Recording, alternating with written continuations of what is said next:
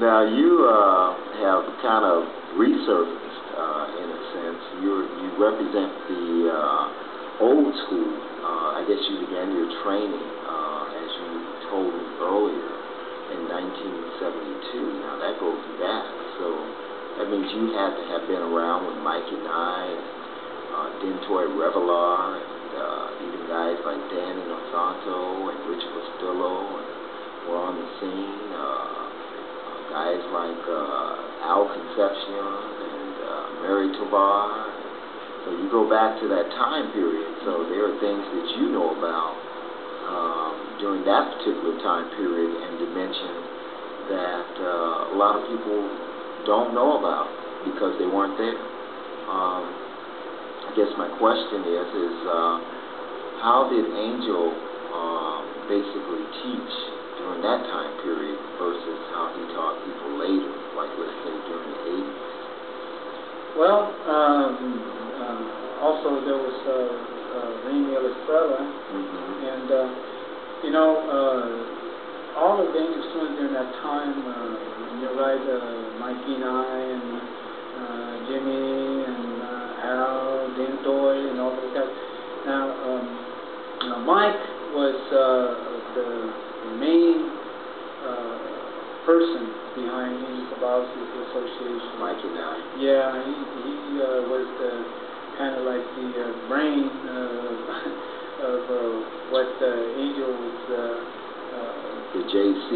Yeah, he just, you know, he knew everything. He was a smart guy. He was very aggressive in his processes, and he worked the organizer.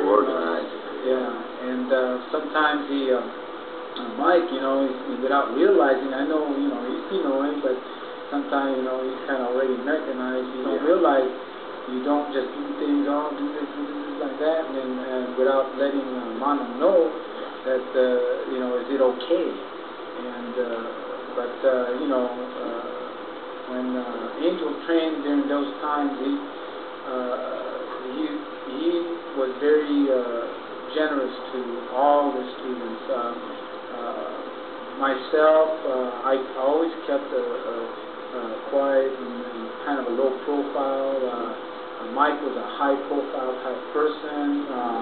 So was Dentoy, Revelar, and I was kind of like more, you know, staying in the back. Just my main purpose there was to train with Mano, and whatever he wanted to teach me, I accepted with open hand and heart, and I don't know if he trained us differently, but now as I look back, all of us were really different. Mike moved different than I did, and Al moved different than he did. Al was left-handed. Concepcion was left-handed. Mary Tovar.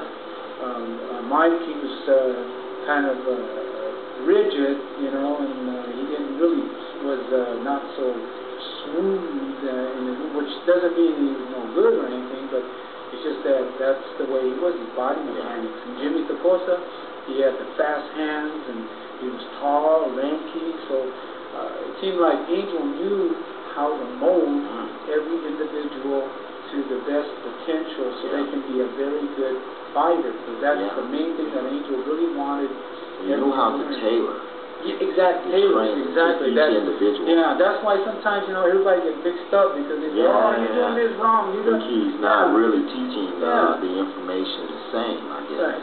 And, but in reality, he's probably the master teacher because he knows how to fit each person's needs. And, you know, that takes a lot of skill just to, I mean, he's an Escrimador, so to me, you know, the last of the Escrimadors, to be a true fighter and a true teachers of fighters, you know, that really says it all. And, you know, I put Angel Cabales with the best of all the teachers of all the different arts, and so there's a lot of great teachers out there that have the same quality, the same skill in developing their students.